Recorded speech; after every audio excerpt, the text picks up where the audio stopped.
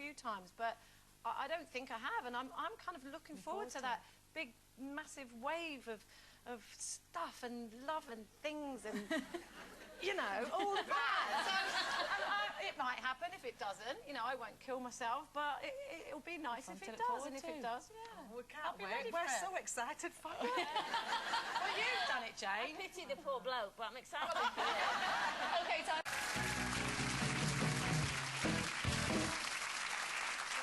Welcome back to Tuesday Lunch with the Lucid Women. So there's lots of talk of getting old in today's papers. In one report, scientists have tracked a long life gene, a single gene that gives those of us who have it triple the chance of living to the ripe old age of 100. Meanwhile, in a separate study, scientists have found that the reason older people become more confused as they age is not because they're slowing down, but because they're more easily distracted. So first things first, would you want to have the long life gene? Carol, what do you reckon? I don't think so, no, because, I don't know, I think I might be worn out by the time I'm 100. I do, and also I think I might be a bit, and this is going to sound really ungrateful and terrible, but I might be a bit bored. You know, and I suppose we're assuming that, you know, you've got all your faculties and your health and everything else, you know, would you still... I still don't think I'd want to live to 100 because, you know, I would have done everything by then. Hopefully I would have been in love. Oh, yes? You know, I mean... If you live to 100, you've got 50 years. Well, yeah, you know, yeah, just over 50 years. You know, but that's that's a long time. That's my whole life again. You know, I can't keep going down the pub for another 50 years. I'll be bored. And the other thing is I'll be broke. I won't have any money. And who wants to be broke and old in this, especially in this country? I mean, it's just not the right place to be in that situation. The government won't let us live that long, will they? They'll shoot us all by then, won't they? Well, you know, it might already be happening. Coleen, would you? Oh, absolutely. I'd love it. Would you? Yeah. What are you going to do? As long as, like you said, if I had my health, yeah, you know, and all my faculties and stuff, then yeah, I'd absolutely love it. I love life. I love living. I love being around people. I want to see my kids grow up and their kids grow up, and their kids I'd absolutely love it. So I think that's the key. Is as long as you had the people that you loved around you as well. You wouldn't want to. I wouldn't want to be the last one to go. I met a lovely lady last week called Betty. Hi, Betty. And she was 92, and she's fit and well, and she's doing great. But she was saying that in her address book, there's sort of more and more scored off names as she's losing all her contemporaries. Luckily, she's got a great family, and they're nearby, so she's in a good place. But I wouldn't want to live and even be healthy and well if I didn't have my family and my friends. That's part of life, isn't it? I mean, I'd be just crossing them off thinking, oh, I'm still here. Beat Mary. I think old age also is a state of mind. It's what you think of your age. You know, I mean, okay, there are we get aches and pains as we get older. We all do. But, you know, it's up to you to... Because I look at my mum and I think, I've got a fantastic life ahead, because she'll just say, if you've got an ache and pain, take a tablet, love. There's something for everything. Yeah. And there is, isn't there, really? So she has a great life, and she's out every day shopping for England. The problem is, I mean, it doesn't matter how old you are. I think most people who are old would rather be young, you know, and because I sort of see myself as this kind of... You know, I look at a perpetual teenager. No, I act like a perpetual teenager, yes. Yeah. And I don't know why. Maybe I think that keeps me young. But if you look in a fruit bowl, you know, I see myself as that apple in the middle that's been there too long, and it's starting to rot and to decay and to get really old, and nobody wants it anymore. And then it just goes in the bin. May I just come in here and say to my 83-year-old mother-in-law at home, Irene, I never think of you as a wizened old apple. That's what happens to human beings, though. Well, talking of that, though, I mean, that process of getting older, the other study that was in the papers today was that older people, it's not that they're slowing down or their brains aren't functioning as well, it's that they're more easily distracted than when they were younger. So would that be the case with you, Jane? Sometimes it's a little bit memory, because I do that now. I mean, I'm a bit... To say that, I'm very focused. I have everything in... I am a bit anal that way, aren't I? I have everything in little piles everywhere. I have lists, so I do everything. Yeah. So I have got a very organised life.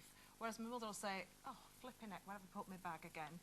You know, but I do that as well if I don't know where I've put it, obviously. Because if you knew where you'd put it... then I wouldn't be saying where I put my bag, would I? So, but I don't think... I think we can be forgetful if you're not organised. Well, because you are, that's what you're like. I mean, I'm quite easily distracted, especially if I'm doing something really boring. It takes the tiniest little thing to just take me away from it. Me too. And I know, and it's terrible. It drives me mad. It's a terrible trait. But the whole thing about, you know, being distracted and not being able to remember things, and I think it's got something to do with the brain being a bit like a computer hard drive, right? Yeah. And mine's kind of full up at the moment, and I can't put any more stuff in it because I'm quite old. So what I need, what I need is like a little, like on the computer desktop, I need a little waste basket, and I need to like file away stuff that I don't need anymore, so I've got more room, and then I can like take in more stuff and remember things and be less distracted all the time. See, it's too full up, and you know, if I live to 100, I'm going to explode. I think that's true. I'm a bit like that, and I have sort of made decisions now where I haven't really got the time, and I don't want to clutter up my brain. I don't watch the news very much anymore. I know that's a terrible thing to say. I used to be in the news business, but I find it depressing. I find it negative, and I just think I don't really need that up here. I don't need that in my head. I've got too many other things to worry about, and so I turn it over, I turn it off, and I don't really look at the newspapers very often unless there's a major story that I'm interested in. Yeah. I don't want to sort of randomly read about all the awful things that are happening. I don't even know what you're all talking about. I lost the plot about a minute and a half ago. Let's meet our first guest who knows a thing or two about portraying more mature people on screen. She's a veteran British actress who's been treading the boards for the past 50 years since she took on her first stage role aged 17 to play a 90-year-old. Carrying off older characters has been a running theme throughout her career, with her most famous part probably being that of Diana Trent in the sitcom Waiting for God. Morning, Diana. Oh, what a lovely morning it is too. It's been raining, you cretin. And what are we painting? The Sistine Chapel. Oh, that's in Rome. I've got a very long brush. I'm painting that new gardener, the Portuguese boy. Oh, Antonio. Oh, let me see. Oh, Diana. Whatever's the matter? Oh, he's got no clothes on. Where? Oh, there, in your painting. Jane, that is a tree. Please welcome Stephanie Cole.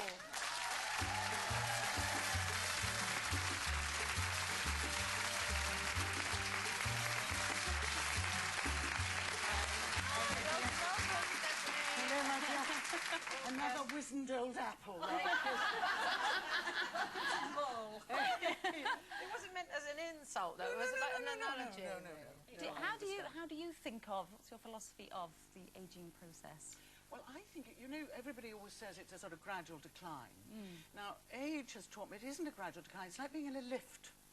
And so here you are on whatever floor I'm on now, and I think, oh, this is nice. And suddenly, boom, I'm on the next floor below me. It's just happened to me because I'm doing a play and on the road, and I suddenly discover that my endurance from last time I did it, which was 2 years ago, Right. Has actually gone down. So it's sort of like a series of plateaus, really. And it's not until you go to do something that you've done previously That's that you right. I mean, think, obviously, oh, I can't do it as your well. body is doing that, but your mind doesn't catch up with the fact that the body isn't quite so, you know. Does that annoy you, though? Does it annoy you a bit? No, I think I will get to the stage when it will, Yeah. you know, obviously, as